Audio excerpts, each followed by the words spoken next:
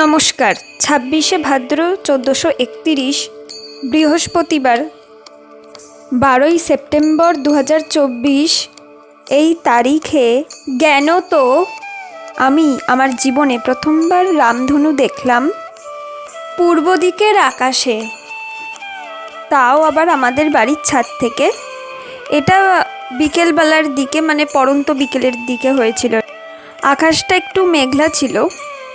এর আগে, মানে অনেক দিন আগে একবার আমার ভাই সকালবেলা না ওই বিকেলের দিকেই, সেদিন মেঘলা ছিল না, রামধনু দেখেছিল।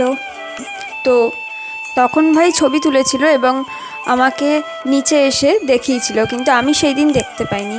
তো ভাই একবার এর আগে প্রথম দেখেছিল, কিন্তু আমি কোনো দিনও রামধনু নিজের চোখে, মানে সাক্ষাৎ সামনাসামনি দেখিনি। তো এই দিন, মানে এত দিনে, জীবনে প্রথমবার এই দিনে আমি আমার জীবনে পুরো চোখের সামনাসামনি রামধনু দেখলাম।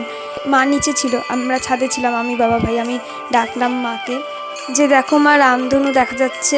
তো মাও নিচ থেকে ছাদে উঠে এলো।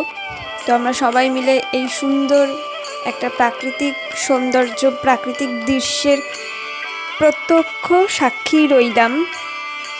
খুবই ভালো লাগলো। ধন্যবাদ।